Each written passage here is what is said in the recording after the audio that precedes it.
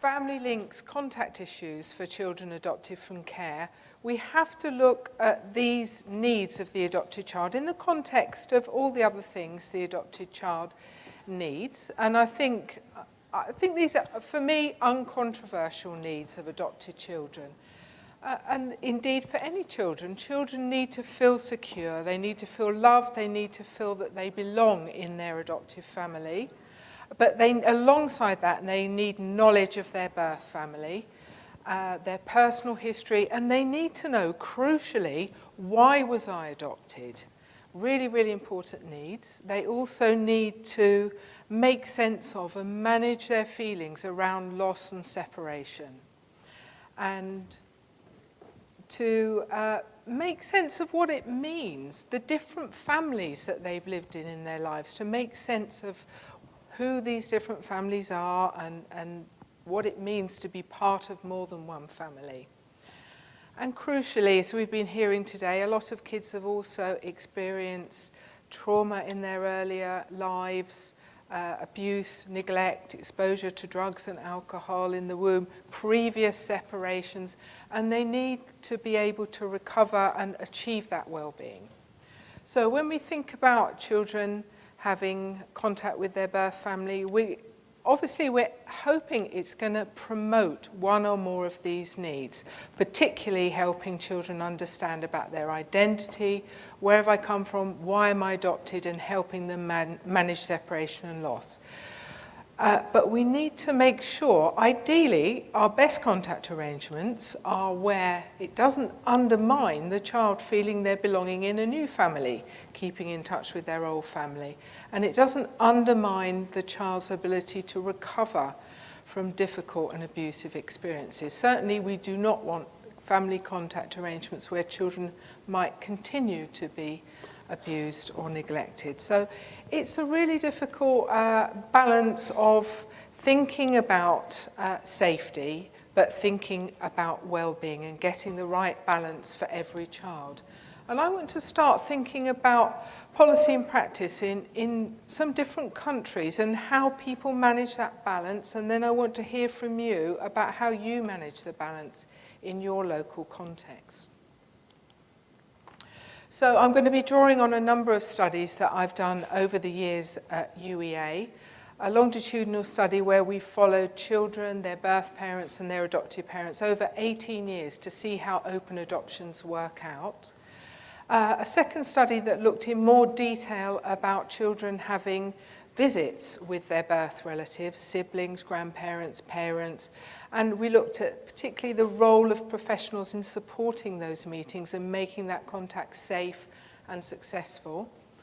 And a recent survey of over 300 adoptive families where we tried to find out what contact kids are having today, and what parents think about it, what challenges are coming up.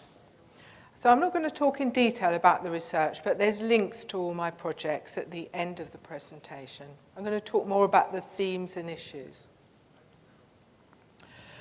So, as ever, when I come here, I realise that there's lots of things that are similar between the US and the UK in the adoption system, and some things are different. So let me tell you what adoption looks like in England.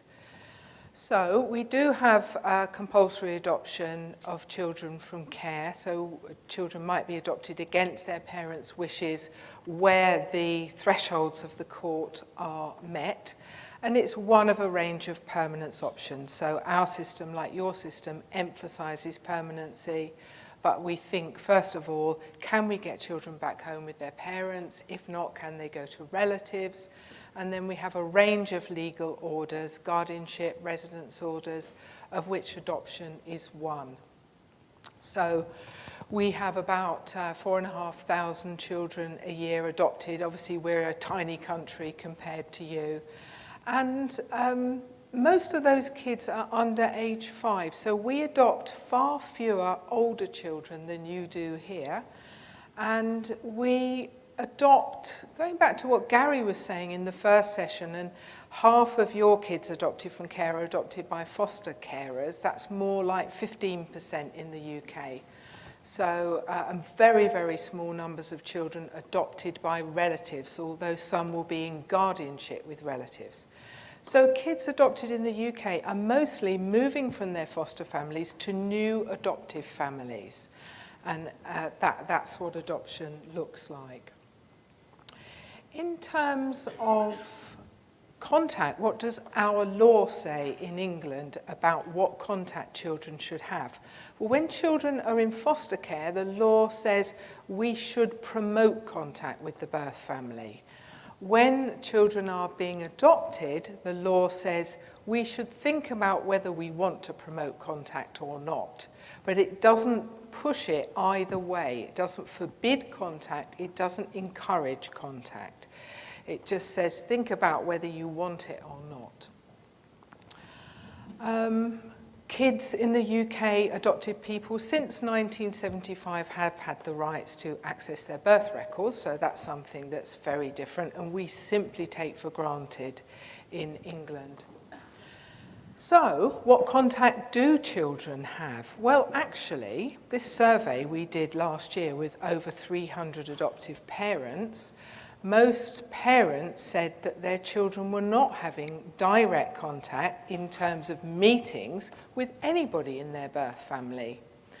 If they were seeing somebody, it was likely to be a sibling, not a parent or a grandparent. So sibling contact is the most common form of contact, but actually it was a really small proportion of children having meetings with their parents.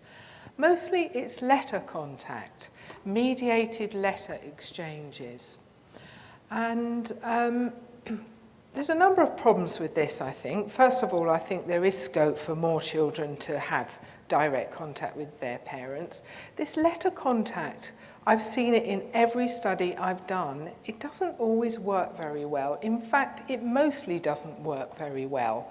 And it's not very satisfactory. People don't feel it's very a meaningful or rewarding exchange of information.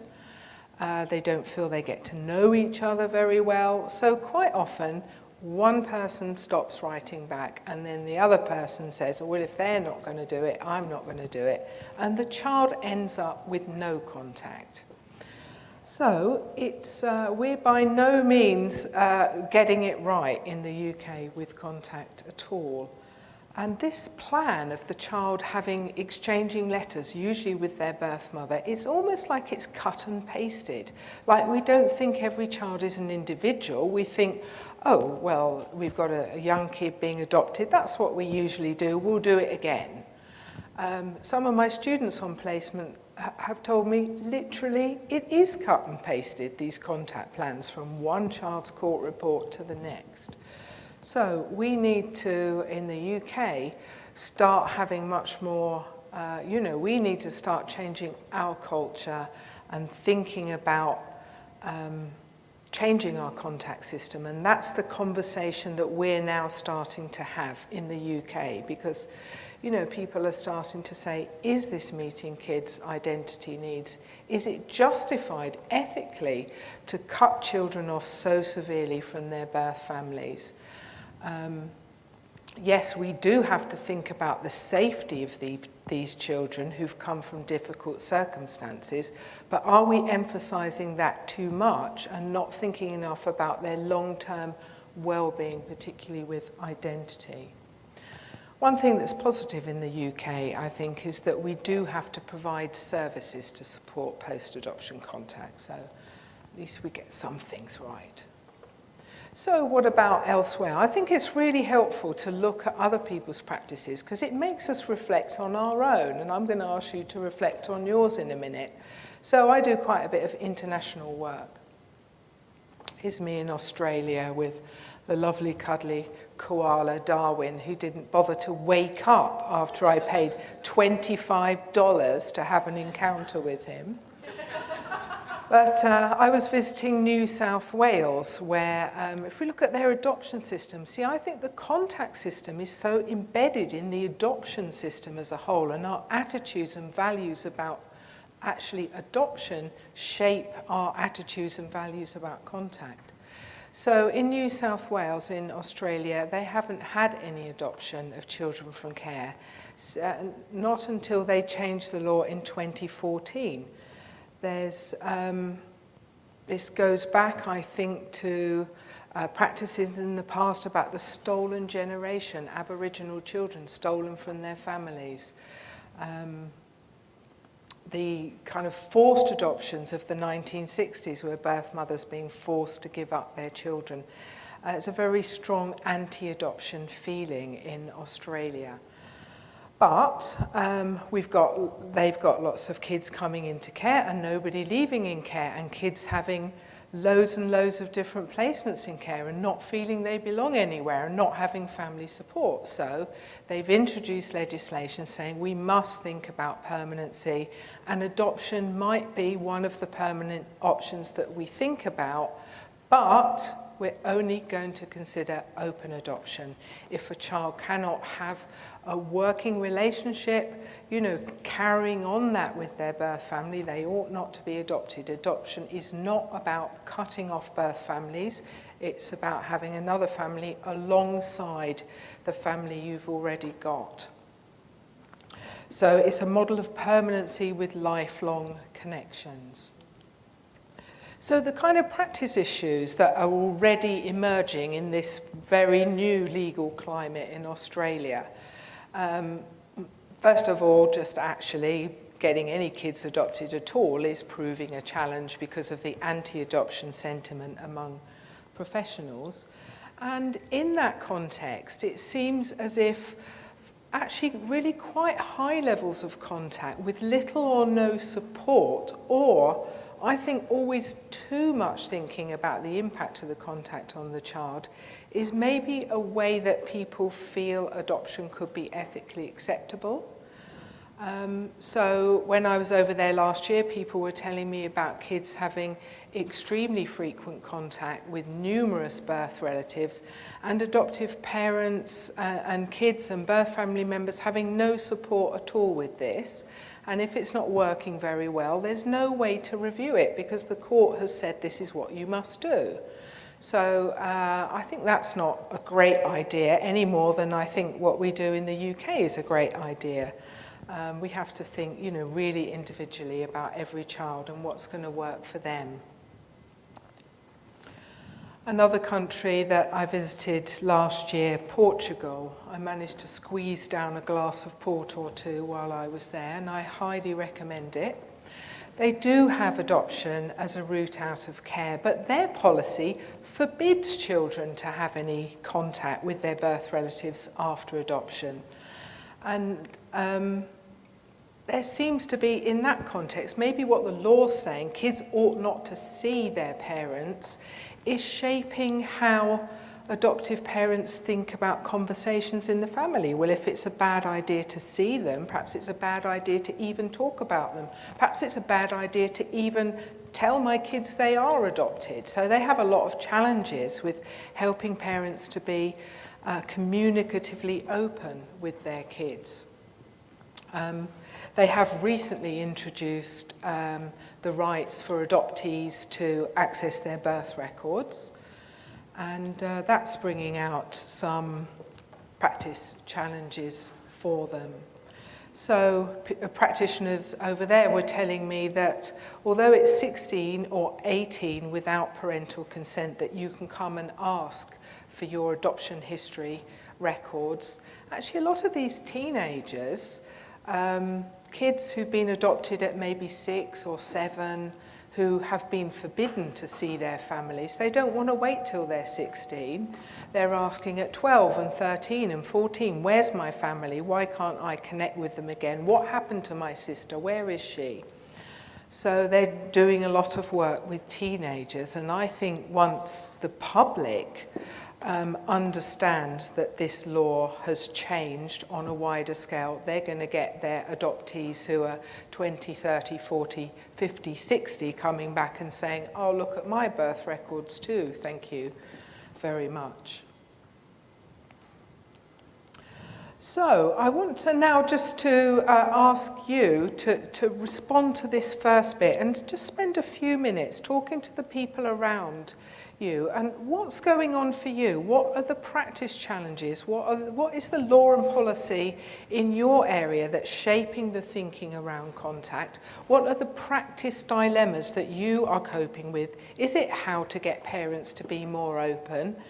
You know, is it how to work with teenagers? Is it how to support contact? Is it how to manage letter contact? And what services are around? So just have a chat about what's going on for you, and I'm going to ask you to feed back in a few minutes. Can I ask for a bit of feedback from you? I don't know if anybody's got a loud voice or if we can run around with the mic or something, but what have you been talking about? What's the big challenges for you here in the US with birth family links for kids adopted from care?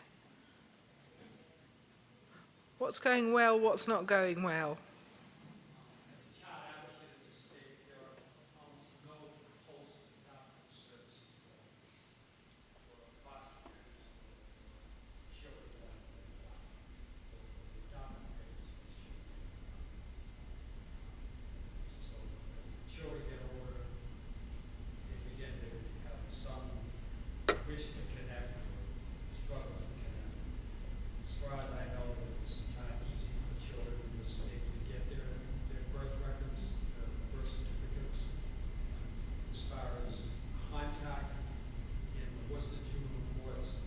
Generally, the adoption agreement is agreed 2 visits a year, between 2 and 4 visits a year, and probably only 5% of the adoptions are what we would call closed, where there's no contact. And in cases where there are no contact, there's such severe abuse and trauma that perpetrated on the children make it impractical for them to have contact with the parents again. So when things change, when situations change, when children need something different, or maybe when the contact's not going very well, there's nobody there to help out. There's no services available. Did other people identify that as an issue? Meg, Yeah. It's actually, there are adoption services in Massachusetts, that aren't as much as really should exist, but there is an agency actually that does post-adoption services. I work Yeah. with the Department of Children and Families, we fund it. Yeah. We don't give them enough money, that's for damn sure, but they do have money and they do have people that can help.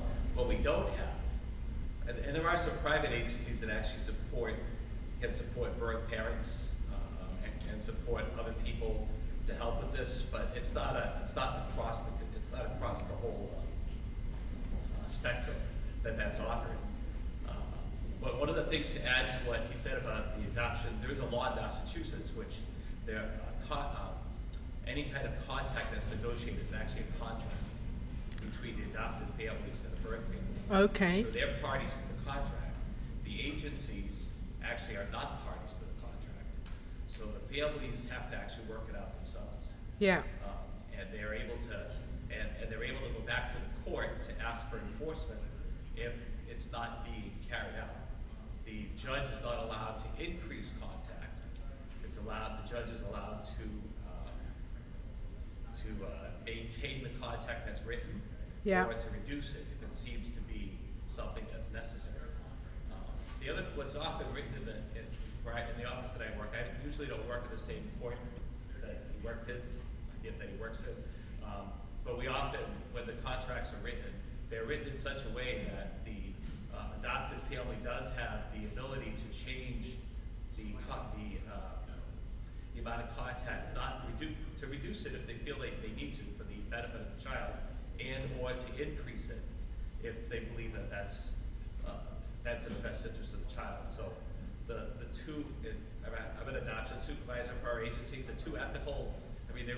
two practice issues that I see are helping families to understand that can really be helpful. Yeah. And to be open to it over time. Yeah. And the second one is to not have our legal system basically twist the arms of people to agree to these things so there isn't a trial. Yeah. Those are the two things. Yeah, really similar for us. And how can, everything I've learned about contact is that it needs to be flexible, and how courts can help contact be flexible. is really tricky, I think, in practice. I'm going to move on a little bit. I know I haven't heard from too many of you, but I hope that it's good for you to have a chance to at least process it yourself rather than just listen to me talk about it. I think that, you know, these are kind of the main things that I've learned about contact and when it works well, is that it works best when the child's connection to both their birth family and their adoptive family is respected. That's what a good contact arrangement looks like to me. And to achieve that, well, should it be 2 times a year, 4 times a year, with grandma, with siblings, whatever. Every family's different. I've seen such a huge variety of contact arrangements, and there's not one way that is right. Every family is different, so we need individualized case planning. But what does run through all successful contact arrangements, I think, is good relationships. Somewhere in there, particularly that the adults involved can collaborate and get on together, so they're both working together for the sake of the child. And I do think that there are some contact arrangements that will need support and some that won't, and that will fluctuate over time.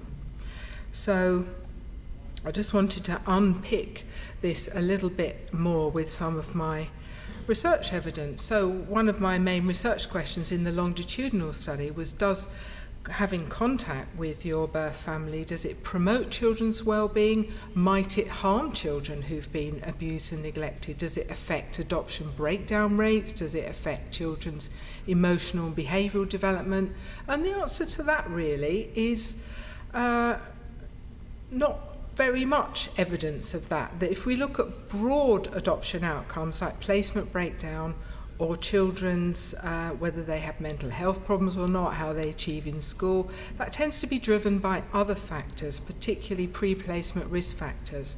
But if you look very specifically at identity development, yes, we do see links that kids in our longitudinal study who had stayed in touch with their birth parents consistently over the years, had kind of stable, ongoing contact arrangements, had a better sense as young adults of why they were adopted. They had a better, more coherent answer to that question that they felt more at ease at peace with in themselves.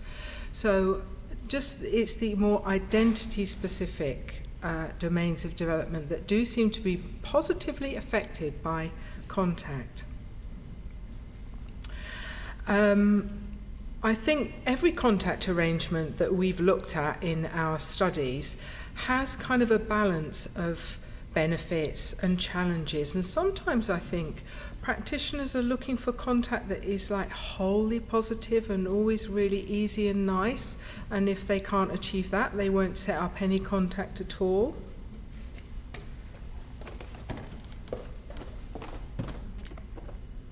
Okay, sorry. Just wave if you can't hear me. You're so polite. Just sitting there not going, ah. Or perhaps I'm not noticing you are going, ah. Okay, so I think, you know, some of the best things in life are also quite challenging. Your job, your marriage, you know, having kids, these things are all challenging.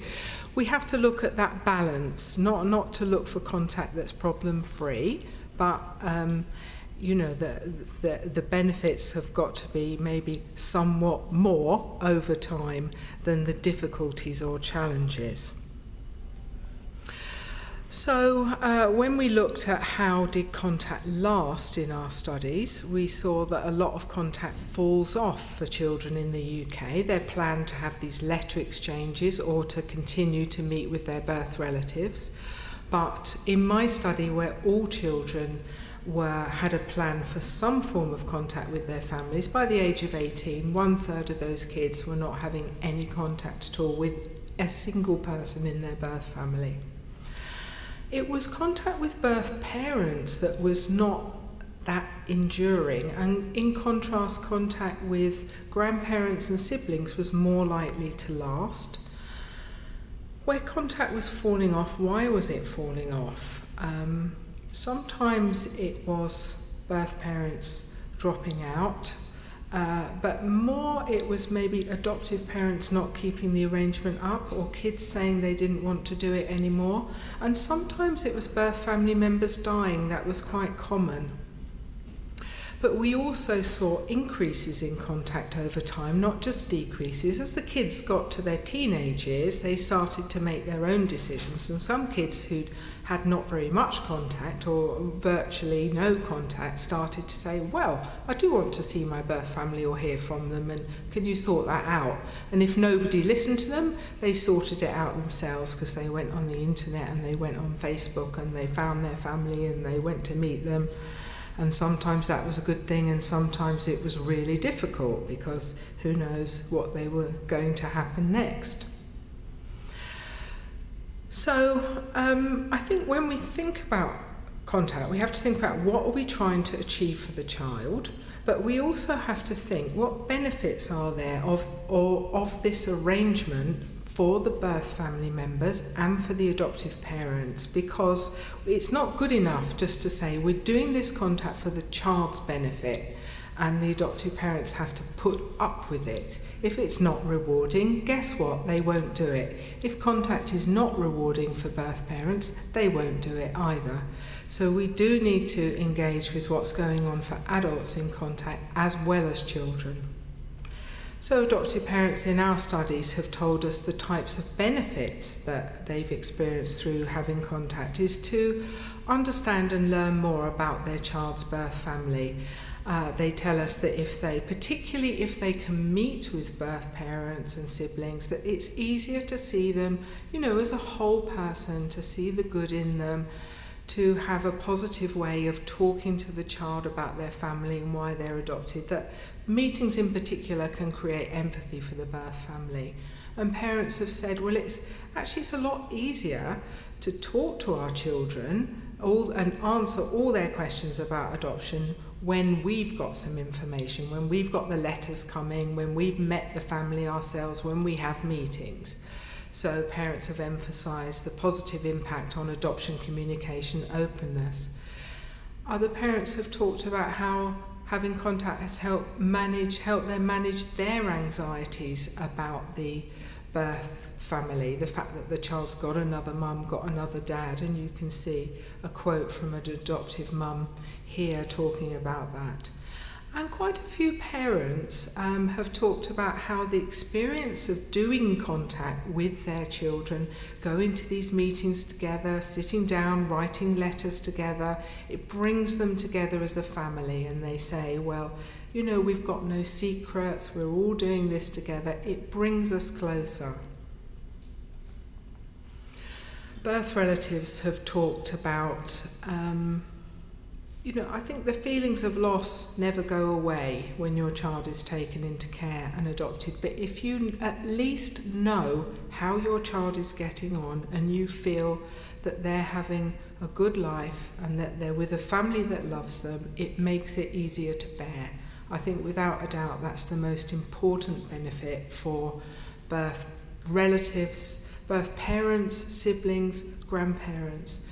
But people also still want to do something for their child. Those feelings of wanting to nurture and do something for your child just don't go away. So parents and grandparents have talked about things like, particularly, I'm worried that my child will feel we didn't want them. I want them to know they were loved, they were wanted, that we didn't want this to happen. And I want to be there to answer questions if ever they have them, and they really valued the opportunity to contribute to the child's life. And some people felt they'd been able to maintain a valued relationship with their child or grandchild or sibling, and they absolutely treasured that. So let's think about what the young people said and felt about contact. Well, all the different types of contact. We had some kids who were kind of pretty happy with it and some less happy. It seemed to be arrangements that could be relatively predictable and reliable were what young people valued. Kids were really, are upset when, say, they wrote a letter and mum didn't write back, or contact was stopping and starting. Most kids who were unhappy with their openness arrangements were complaining about gaps in contact. Contact they had and that had stopped, people they wanted to see and couldn't see.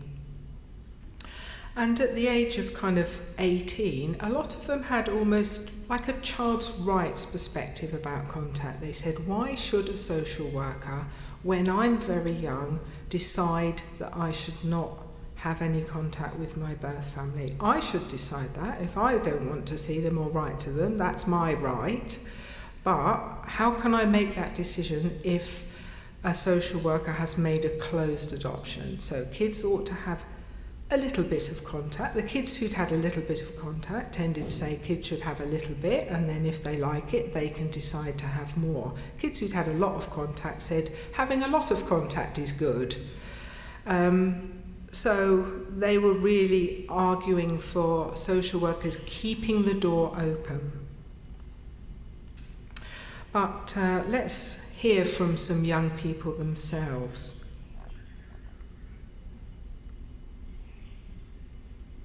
So a couple of young people with two quite different histories, as you can see, in different birth families. Now, this is, Crystal mentioned the website that I've made with lots of resources for practitioners around contact. We've got lots of video material in here. I'm going to show you a clip from, we made a film with young people who were in the longitudinal study talking about their perspectives on contact. So we'll hear what John and Carrie had to say about direct contact. Okay, sorry about that. I just was so worried about this, and we practiced it and it worked. And anyway, hopefully we will see John and Carrie, but I think overall the kids in our study, again, the benefits that kids talked about contact were similar to what their adoptive parents and birth parents said. It's about finding out and getting to know about each other and putting this story together. So that, why was I adopted? Where have I come from? Who are my family? So it starts to make sense. And kids talked about that being a really good outcome of contact, even when contact was quite tricky, even when it's difficult. I don't know what you find here, but sometimes there's quite a lot of challenges with contact, particularly when parents have ongoing issues, maybe with drugs or chaotic lifestyles. Sometimes mum doesn't turn up to a meeting, or sometimes mum turns up to a meeting and she's not in a good place on that day. Or sometimes the letter comes and it doesn't say something that's always very easy or helpful. But a lot of these young people were saying, actually, that helped me. It still helped me to know my family because I knew they cared about me, and that helped me because at least they showed up. And I could see what their problems and issues were, and that helped me know why I needed to be adopted. Some kids talked about the values of relationships continuing, particularly grandparents. We had so many fabulous examples of grandparent contact. And siblings, kids seem to find these relationships easier than with parents.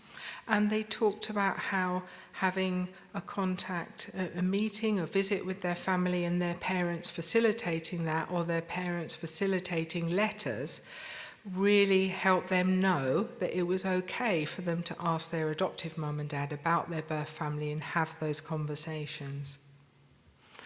But they also talked about the emotional strain. I don't think birth family links are ever emotionally neutral for adopted children.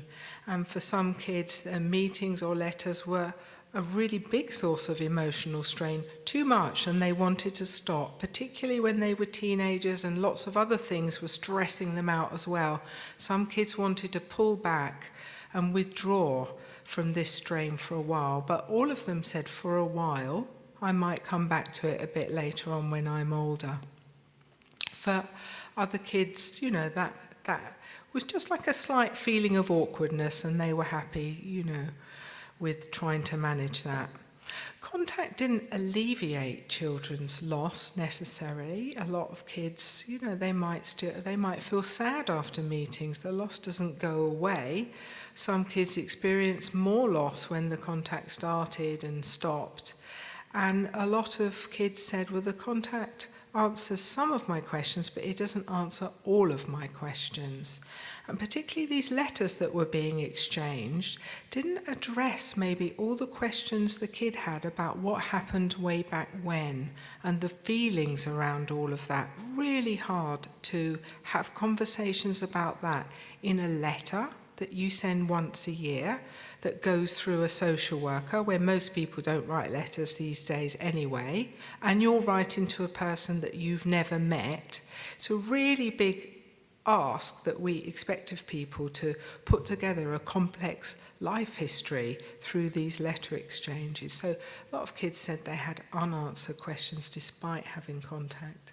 You've got to see them because he looks so cool, doesn't he, with his hair and glasses and I've everything. had with contact with my birth dad on quite a regular basis until I was about 17, 18. First on my birth dad, well, as far as I can remember, is since I was 8 is the furthest memory back as I can remember, and it was good until about 4 years ago when I saw him at his worst, and he was quite unwell and quite ill, and that was quite upsetting for me personally. And I think that's one of the reasons why I haven't sort of followed up on any more contact with him for now. But I would like to get in contact with him a bit more, a bit later on. Until I was about 17, from the age of 8, he's been pleased to see me. But the last couple of contacts, it was like he didn't really know me as such. He didn't acknowledge that I was his birth son, and that was quite hard to take because I had seen him quite regularly for the past 11 years from then, and it was quite hard to take. But just have to take the fact that he's quite unwell at the moment. Most of it's positive seeing my dad because I've never really called him Dad. I've always called him by his first name, but my adopted family, I've always called them Mum and Dad because they're the people who brought me up and they're the people who have supported me through life. I think it was a mixed feelings of excitement and nervous. Well, when I was younger, my mum and dad always explained to me what was happening and where I was going, but I don't think it really sunk in till I was 12 or 13 when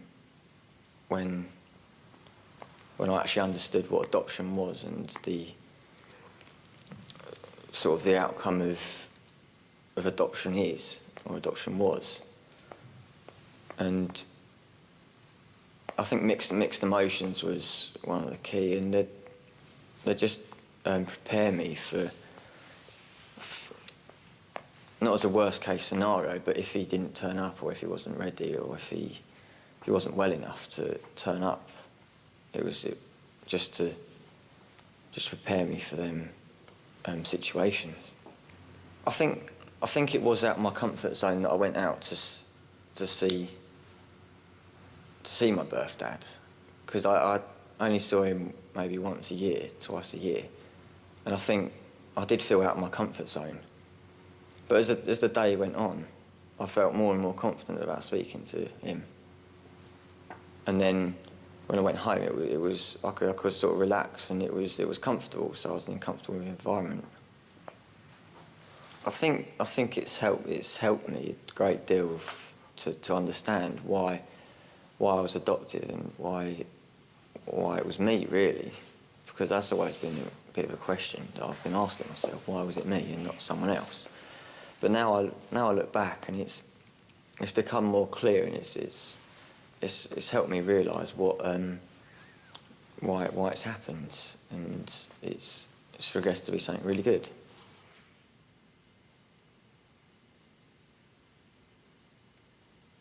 Really, it started when I was aware of it, when I was about 10, I think it was. We just went over to my birth mum's, so we used to go over to their house and just all have a little chat and things like that, so that was quite nice. Who did you understand when you were going on these visits? Who did you understand you were going to see? Probably more like an auntie, I'd say, because I did find it a little bit not as though I was at all related to her, because it had been so distant and I was so young. When I was adopted, I don't remember a lot of it, and I think it's just like going to see an auntie or a friend or something like that. All my friends and everyone say, "Oh God, I look so much like my mum," and all this, and I think it was nice for me to look at her and think, "Oh yeah, I do. I am related to this person." And what's it like for you seeing kind of similarities in somebody that you only see once or twice? I find it really strange, because my friends talk about it all the time, like with their families, and I just find it really funny, like having like so many can't even say the word, similarities with my birth mother. And is it strange in a good way or strange in a negative? I do like it. It is nice, because even like my mum, she says as well, she's like, "Oh, it's just weird, like sitting there and looking at her and looking at you and seeing so many things that are the same about you both." Because I've got a half sister as well, and I love seeing how she's getting on, and it's just nice to sit there and talk about how she's getting on and how my birth mum's getting on and things like that as well. I'd hate not to see my sister grow up, because I've seen her growing up. I used to walk around the park in like her pram and things, and I think it would just be sad not to carry on. I'm not really sure how it's benefited me, but I think in the long term, if I never knew about my birth mum or my birth granny and my birth dad, although I've never had any contact with my birth dad, I do find out a lot from his mum. And I feel like if I'd never had the contact growing up, I would be a lot more all about questions and asking my mum and dad, like, where did I come from? And I think it's just nice knowing that there is, like, I have got a birth mum and my birth dad is out there somewhere, and having that contact, I think it gives me more information as well. I don't know, it's probably like going around to someone's house that you don't know, who you haven't been to before, and you're sitting there like, well, what do I say? Are they going to start the conversation or am I? But as soon as the conversation gets on, it's when my mum and dad come in really, really handy, as they're such open, loving parents, and they helped me so much when we were all around there, starting off the conversation like, oh, how's my sister, and how's things like that, and I think they've really helped me a lot, because I don't think as a person I could go around there by myself and sit down and have a talk with them, because I'm just not that kind of person, and I'm not as brave as that, I don't think. Yeah, I think it was about right the way it has been, because it wasn't almost rushed in, it was just the right amount. Because I think if it had been the kind of thing, oh, my mum just sending a text and she said, oh, we're going around next weekend, I think then I'd have felt a bit like, oh, no, I don't want to go. But because it was done like a few weeks in advance, I'd had time to think about it and feel all right about it to then go round.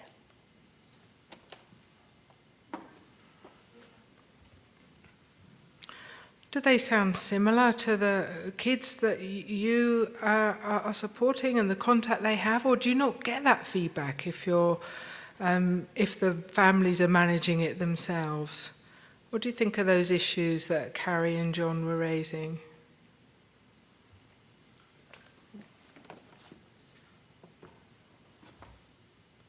I think what's interesting in the film is both of those young people really talking about the crucial role of their adoptive parents in helping them manage these birth-family relationships, preparing them for meetings. In John's case, his meetings with his dad were really very, very tricky, because his dad, had schizophrenia, and they had one or two meetings when he was really, really unwell. They had to work around that and adjust it and make sure that somebody was helping Dad out and checking he was okay and he was well enough to come to the meetings, and lots of tricky issues for John, but nevertheless, he's saying it was good. Most of the time it was good. It helped me know why me. I'm not doing it now, but I want to do it again in the future maybe, and carry a lot more of an easier situation. So, anybody want to make a comment, or shall I press on a bit? Yes, please. I was just wondering if in any of your research or just your thoughts about whether or not the age of being adopted makes a difference for how a child experiences the post-adoption contact. Yeah. How much seems reasonable? Like if they're adopted at 2, what does that look like versus being adopted at 8? Yeah, well, that's a brilliant question because that is my next slide. So perfect. Yeah, I mean, what I've found in my research is the younger children are when they're adopted, the better they cope with contact. And the older they are, the more maybe they need it and want it and ask for it, but the more complicated and complex it is for them. So in the UK, I think why so few children have direct contact is because so many of them are so little. And practitioners think, oh, they don't need it, they don't remember their mum, they don't need it. But actually, they're the kids who can handle it really well, like Carrie. Because kids who are adopted when they're young, we know they maybe have fewer problems later on in life and they get on a bit better. And they don't have a complex relational history with their birth parent that complicates the contact dynamic. So I would say the children who probably want contact the most are the ones who might need the most support to make it feel positive. It depends on the relationship history of the person, the child, you're thinking about the child keeping in contact with. So some kids have had always really supportive, loving relationships with their grandparents. Then I don't think it is very complicated. Just let them continue to have that asset in their life. Don't cut those relationships off. But where children have had really very insecure relationships with their parents, but they're still nevertheless attached to them, I think contact is very difficult for children, and we need to really support those relationships. So that goes in hand with age, really. The older children are when they come into care, the more complex often their relationships are. And the more complex the child's life is generally. So children who find school hard to cope with, who find peer relationships hard to cope with, who are struggling with poor mental health. Life is difficult for some kids more than others, and kids who find life difficult tend to find birth family contact difficult. Now, that's not to say they shouldn't have it. My argument is they need more support with it. Kids who are really thriving and getting on fantastically well, like Carrie on the film, they can cope better with contact. But even she was saying, it's a bit tricky, it's a bit awkward. I'm glad my parents are there for me.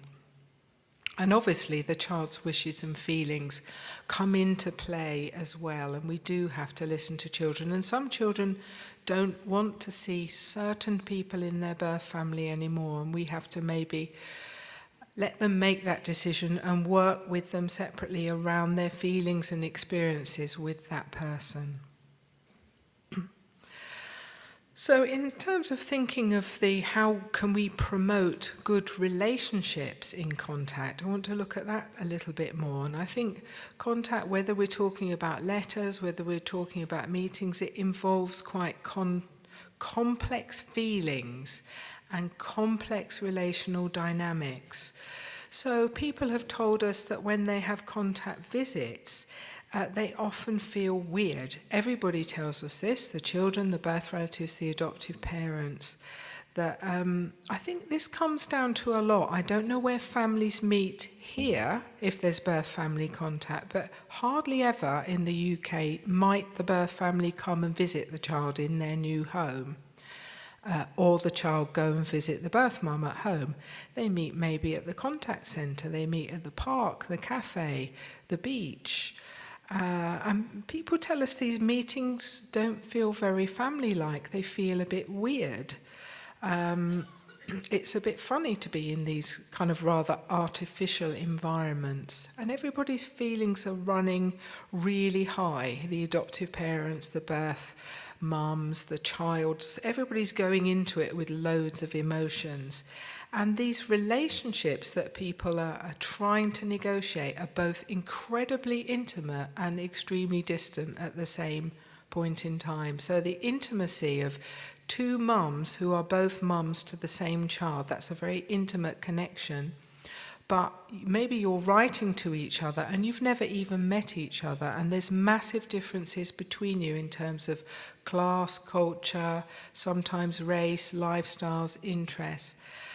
So people feel these relationships, they don't know whether they're really strangers or intimately connected. So we have to help people negotiate these kind of issues. Looking at the relationships between children and their birth relatives. So kids having contact with their siblings. Well, sometimes there's massive differences in age. Sometimes kids have never lived together. Sometimes they've got really different views and experiences of the birth family. One kid thinks birth mum and dad are great and there's no reason why they should ever have gone into care, and another kid has a really different view. So that needs negotiating sometimes. A lot of birth relatives have told us it's really hard for them to relate to their child in contact visits because they only see them once or twice, even 3 or 4 times a year. A child can change so much. They say, you know, I don't know what their favourite game is. I don't know what they like to watch on TV. And I don't know what the rules of this engagement are. Am I allowed to tell them that I love them? Am I allowed to call myself mummy? Am I allowed to kiss them? Am I allowed to pick them up if they fall over? I don't want to get in trouble. I don't want anybody to say I'm doing it wrong and stop this contact. So a lot of parents told us they erred on the side of caution and were quite passive in contact meetings. And sometimes adoptive parents interpreted that as the birth parent being disinterested or being unable to relate to the child. And I think some birth parents do find it very difficult to connect and talk and communicate with their children in a child-friendly way. That's part of the reason why their children needed to be adopted. So again, just some examples from our study of people talking about these kind of issues, and how birth parents can often feel so outside in these contact visits that it's just, you know, they see their kid with their lovely adoptive parents and the wonderful rapport that they've got, and they just feel really outside. So I think this is maybe why some parents can't keep up contact, because it feels so hard and unrewarding for them. So I think we need to think about what strengths adults bring to the contact arrangements and what risks there are and what people need support with. Particularly contact works best where adoptive parents are really high on adoption, communication, openness. They genuinely want to promote these connections and they respect the child as a member of the birth family as well as embracing them as a member of the adoptive family. But it's almost the mirror image with birth relatives. Contact works best where birth relatives are wanting to reassure the child, we care about you, we love you, we think about you, but we respect that you've got this other family now, and we support you as a member of your adoptive family, and we support your adopted mum and dad as your new mum and dad. Contact works best where adults are really committed to working on these complex emotional and relational dynamics for the goal of helping the child, sharing that goal to help the child in their long-term well-being. And these characteristics they vary between people. Some people are better at it than others, but they also vary in one person across time. And I think when we're in maybe a contested court case, we're taking a child away from their parents and getting them adopted, that's the worst possible time to assess how accepting is this parent going to be. How able are they going to be to support this adoption? Because at that point in time, they don't look like they've got a hope in hell of being that kind of birth mum.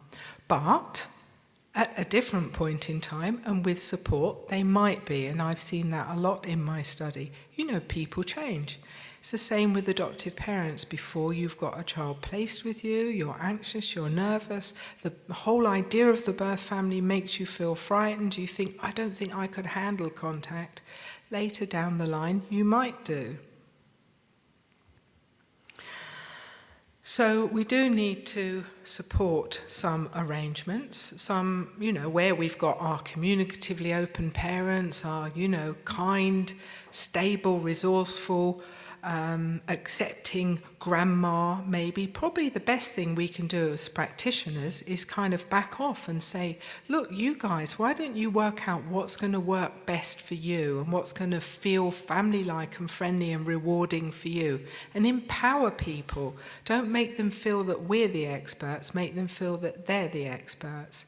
But when we realise that people are uncertain, they're anxious, or where parents have ongoing problems in their life, then we need to put more support in. And in some cases, we need to manage boundaries and risk quite carefully. Maybe not because of the birth family member who's having contact, but there might be other people that we need to exclude from children's lives.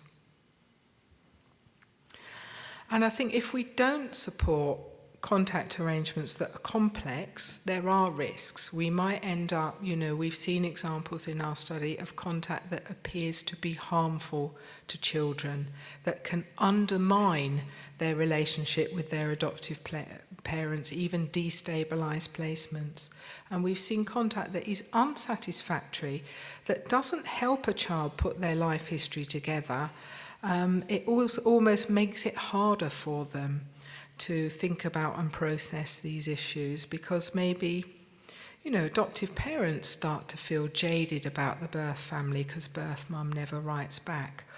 Or, birth mum who's trying to live with the fact that she's had her child taken away and adopted, and the contact is something that helps her live with that. And then the letters stop and she doesn't get any explanation, she doesn't get any support. That sets her back in her process of trying to recover, if recover's even the right term.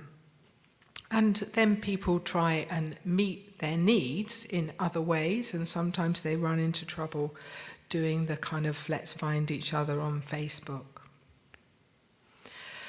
So I think the best way to support contact really is we have to think, what's everybody's issues? Not how am I going to support this child with their contact, but how am I going to support everybody? Who needs what? And we have to manage the safety issues proportionately.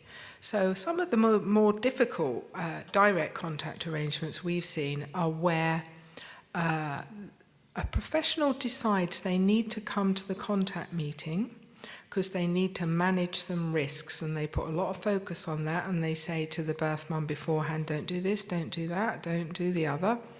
And they're focusing on nothing bad happening, and we need to focus on something good happening, some people having a good experience, people having a good memory, people being able to relate to each other. So I think if we come to meetings, if we feel we need to be there for some reason, we have to facilitate the meeting, not supervise the meeting.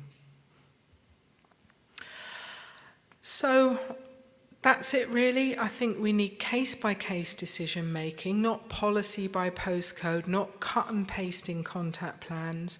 We have to engage with relationship. It's not a letter, it's not a meeting, it's about relationships between people. So we have to help people with those relationships, and we have to support people who need it.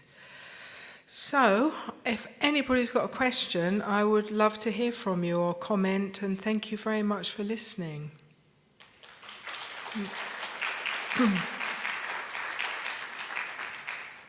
Any final questions?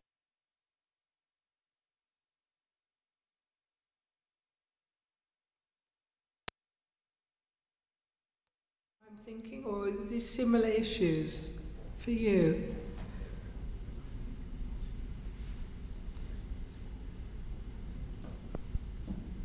Yes. Hi, I was just curious why there's such a high percentage of younger children adopted in the UK? Okay, I think that the probably an even better question is why is there no older children adopted in the UK? Because that's actually why.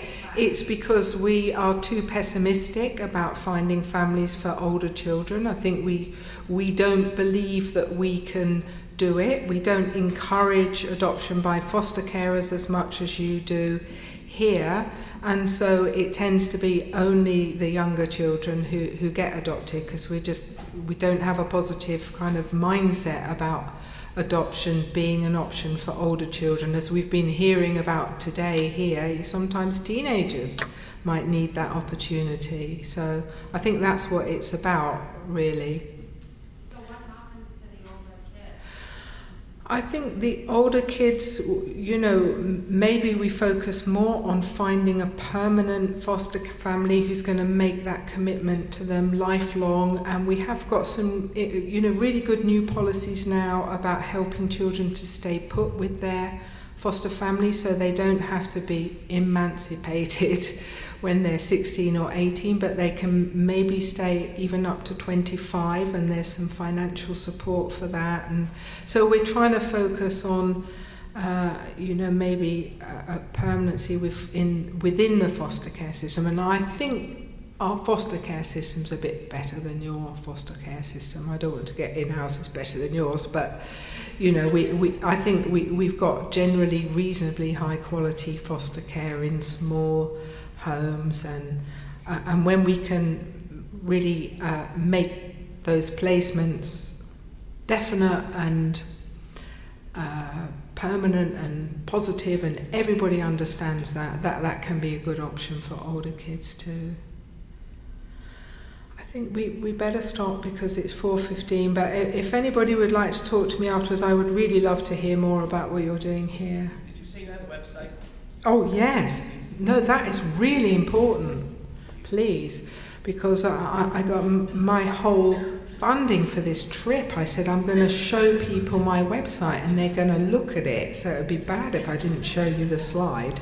But the first website there is where we've got lots of little kind of, we consulted with social workers. They said, I'm not being nasty, but I don't have time to read your research reports and papers. Could you sum it up for me in 2 or 3 pages? So we've got a lot of that in there, practice tips that we co-produced with workers. We've got video material we made with adopted parents, kids. We've got audio material with birth mums and birth dads, and videos of me if you haven't heard enough of me droning on. And so do take a look. How much it will work for you in your context, I really don't know, because we probably don't have enough on there to think about contact when kids are placed with relatives or adopted by foster carers or older kids. But please do have a look and make use of anything you can.